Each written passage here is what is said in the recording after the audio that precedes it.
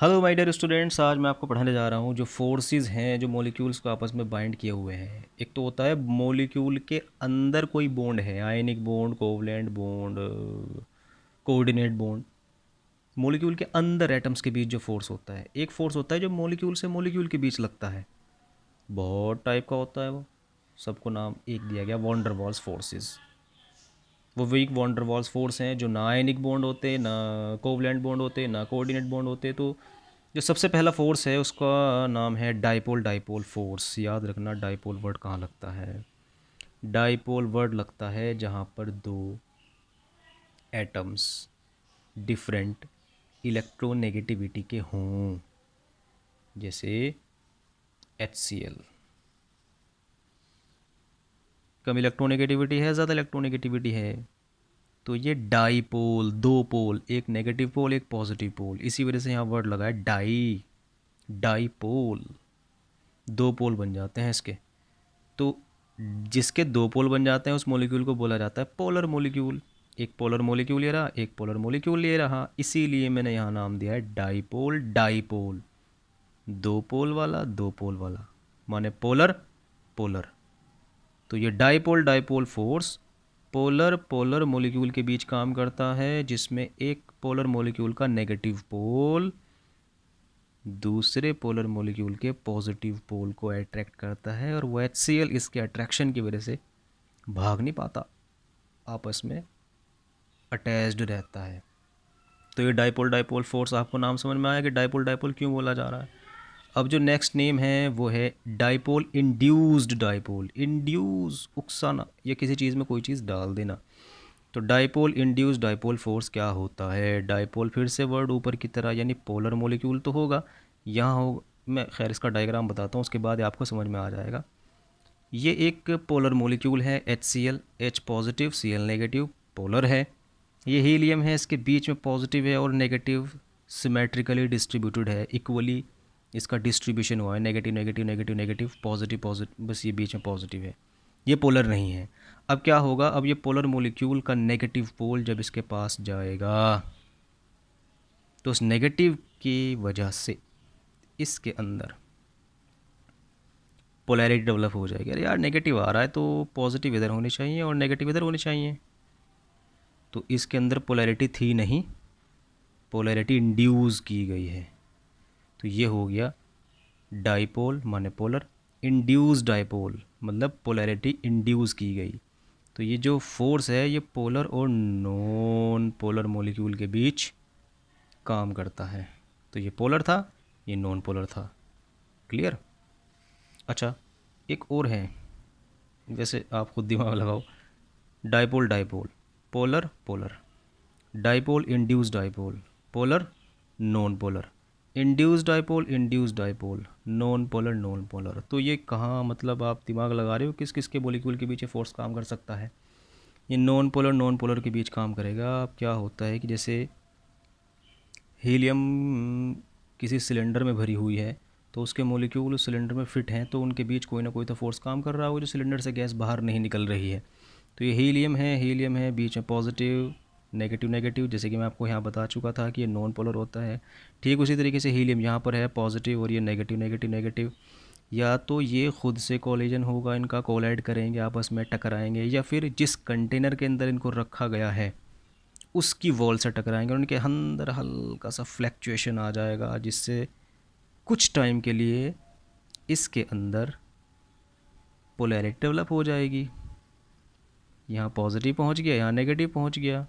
तो जब इसके अंदर पॉजिटिव एक साइड और नेगेटिव एक साइड आ जाएगा तो इसे देखकर दूसरा भी पोलर हो जाएगा।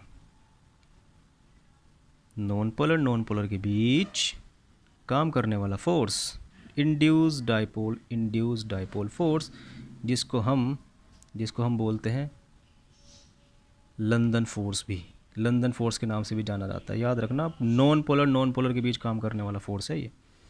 या तो ये खुद टकरा जाएंगे या कंटेनर की वॉल से टकराएंगे और हल्का सा फ्लैक्चुएशन होगा कि इधर पॉजिटिव पहुंच गया कुछ टाइम के लिए, इधर नेगेटिव, और उसे देखकर दूसरा वाला भी कि यार पॉजिटिव आ रहा है इस साइड में, हम अपना नेगेटिव रखेंगे। तो ये भी पोलर और ये भी पोलर, बट टकराने से पहले नॉन पोलर। यानी इनके अंदर पोलैरिटी इंड्यूस की गई। और ये सबसे स्पेशल टाइप का फोर्स है जिसको मैं आपको पढ़ाने जा रहा हूँ, आयन डाइपोल फोर्स। इसके भी आपको सिर्फ नाम पे जाना है। भाई डाइपोल तो मैं इसीलिए लगा रहा हूँ क्योंकि पोलर मोलिक्यूल है, जाहिर सी बात है। और पोलर मोलिक्यूल को कैसे पहचाना जाता है? दो डिफरेंट इलेक्ट्रोनेगेटिविटी के एलिमेंट होते हैं, वो चाहे HCl हो या H2O हो। H2O, H और O दोनों की इलेक्ट्रोनेगेटिविटी डिफरेंट है। मैंने क्या किया, मैंने सॉल्ट लिया NaCl और पानी के अंदर डाल दिया। पानी के अंदर डालने के बाद मैंने देखा कि जो Na है, जो Na है, Na के अराउंड कुछ इस तरीके से ओ H वाला जो पोर्शन है जो कि पॉजिटिवली चार्ज है वो अलग है, और जो ऑक्सीजन नेगेटिवली चार्ज है वो सराउंड किया हुआ है किसको? सोडियम को। क्यों? क्योंकि सोडियम पर पॉजिटिव है, negative negative negative negative. Cl negative का खेल ऐसा है कि उसको वाटर का H समझ रहे ना आप? Na पॉजिटिव को वाटर के ऑक्सीजन ने और Cl नेगेटिव को वाटर के हाइड्रोजन ने सराउंड किया। अब ये तो आयन है, आयन वाटर मॉलिक्यूल पोलर है, डाइपोल। तो ये फोर्स आयन और पोलर मॉलिक्यूल के बीच काम करता है। इसी वजह से सोडियम क्लोराइड माने नमक वाटर के अंदर डिज़ोल्व हो जाता है। एक फोर्स और है, थोड़ा सा इनसे एडवांस्ड है और स्पेशल है और स्टेबल है। इन जो मैंने आपको 4 फोर्सेस पढ़ाए हैं, इन चारों फोर्सेस से थोड़ा सा स्टेबल है वो बॉन्ड है, वो फोर्स है हाइड्रोजन बॉन्ड, जिसको समझाने के लिए आपको थोड़ी बहुत टर्म पता होनी चाहिए। अच्छा, तो मालूम है आपको कि एलिमेंट को एटम ने बनाया।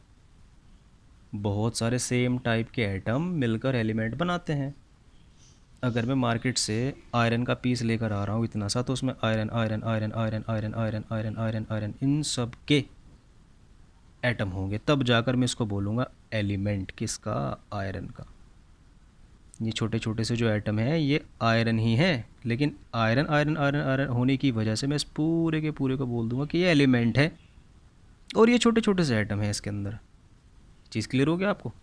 अब आप एक चीज़ देखो कि यहाँ पर वाटर मॉलिक्यूल मैंने लिया H2O, ये पूरा का पूरा वाटर मॉलिक्यूल है। ये एटम है हाइड्रोजन का, ये एटम है ऑक्सीजन, ये हाइड्रोजन एटम है हाइड्रोजन एलिमेंट का, ये ऑक्सीजन एटम है ऑक्सीजन एलिमेंट का। अब इसी तरह मैंने बराबर में एक वाटर मॉलिक्यूल बनाया, ये हाइड्रोजन एटम है एलिमेंट का हाइड्रोजन के, और ये ऑक्सीजन एटम है ऑक्सीजन एलिमेंट का। यहाँ हाइड्रोजन और ऑक्सीजन में ऑक्सीजन की इलेक्ट्रोनेगेटिविटी ज़्यादा है। हाइड्रोजन जब इलेक्ट्रोनेगेटिव एलिमेंट के साथ अटैच्ड होता है, तब ये हाइड्रोजन उसी एलिमेंट के दूसरे एटम के साथ, मैं एक बार रिपीट कर दूं, मुझे कहीं लग रहा है कि शायद मैंने कुछ गलत बोल दिया। जब हाइड्रोजन एटम इलेक्ट्रोनेगेटिव एटम के साथ अटैच्ड होता है या कोवलेंटली बॉन्डेड होता है, तो ये हाइड्रोजन एटम उसी एलिमेंट के दूसरे एटम के साथ एक बॉन्ड और बनाता है, जिसको हाइड्रोजन बॉन्ड कहा जाता है। ये इसके साथ, ये इसके साथ, ये इसके साथ, ये बॉन्ड गलत दबा है क्योंकि एक हाइड्रोजन एटम एक ही हाइड्रोजन बॉन्ड बना सकता है। हाँ, ऑक्सीजन 2 बना सकता है। चलिए मैं आपकी नॉलेज बढ़ा दूँ। एक बॉन्ड ये रहा, एक बॉन्ड ये रहा, एक बॉन्ड ऑक्सीजन कहीं किसी दूसरे हाइड्रोजन से बनाएगा और एक बॉन्ड किसी दूसरे हाइड्रोजन से। इस तरीके से ये वाटर मॉलिक्यूल कितने हाइड्रोजन बॉन्ड बना रहा है? टोटल 4, 1 2 3 4। खैर, मैं फिर दोबारा बता रहा हूँ, जब एक हाइड्रोजन एटम इलेक्ट्रोनेगेटिव एटम के साथ अटैच्ड होता है, तब ये हाइड्रोजन एटम उसी एलिमेंट के दूसरे एटम के साथ एक बॉन्ड और बनाता है, जिसे बोलते हैं हाइड्रोजन बॉन्ड। अब ये एक वाटर मॉलिक्यूल है, ये भी एक वाटर मॉलिक्यूल है, दोनों वाटर मॉलिक्यूल के बीच ये बॉन्ड बना। ऐसे बॉन्ड को कहा जाता है इंटर मॉलिक्यूलर हाइड्रोजन बॉन्ड, जो कि दो अलग अलग मॉलिक्यूल के बीच बन रहा है। एक स्पेशल केस और है, ये वाला, इसका नाम है ऑर्थोनाइट्रोफिनोल। फिनोल इसलिए क्योंकि बेंजीन के ऊपर OH है और NO2 इसकी ऑर्थो पोजीशन पर लगा हुआ है। इसमें हाइड्रोजन बेशक ऑक्सीजन के साथ अटैच्ड है, बट यहाँ हाइड्रोजन दूसरे एटम के साथ, दूसरा एटम कौन सा, वही ऑक्सीजन, एक बॉन्ड और बनाएगा जिसे हाइड्रोजन बॉन्ड कहेंगे। अच्छा, ये जो हाइड्रोजन बॉन्ड है इस मॉलिक्यूल से शुरू हुआ, इसी में ख़त्म हो गया। मैंने कोई दूसरा ऑर्थोनाइट्रोफिनोल तो नहीं बनाया। और यहाँ पे एक H2O और ये दूसरा H2O, अलग अलग मॉलिक्यूल के बीच जो हाइड्रोजन बॉन्ड बनता है उसे कहते हैं इंटरमोलिक्यूलर हाइड्रोजन बॉन्ड। और जो एक मॉलिक्यूल से शुरू होकर उसी में ख़त्म हो जाता है, इंट्रामोलिक्यूलर हाइड्रोजन बॉन्ड। तो हाइड्रोजन बॉन्ड तो मैंने आपको एक्सप्लेन कर दिया। उसके बाद मैंने आपको टाइप भी बता दिए। अलग अलग मॉलिक्यूल के बीच बनेगा इंटरमोलिक्यूलर, एक में ही बनेगा इंट्रामोलिक्यूलर। मैंने 12th क्लास में कैसे याद किया था, इसको बड़ी परेशानी होती थी मुझे। देखो ये है इंटर होती है 12th क्लास, और 12th क्लास के बाद सब के सब बच्चे अलग अलग हो जाते हैं, आप समझ गए होंगे। इंटर के बाद सब अलग अलग हो जाते हैं। तो ये इसी तरह मेरे याद हो गया था कि अलग अलग मॉलिक्यूल के बीच बनेगा हाइड्रोजन बॉन्ड। अगर मुझसे पूछा जाएगा इंटर मोलिकुलर हाइड्रोजन बॉन्डिंग क्या होती है, तो उसकी डेफिनेशन फिर से एक बात दे रहा हूँ, प्लीज़ इसको याद रखिए। When a hydrogen atom is attached with electronegative atom, it forms another bond with another element with another atom of same element.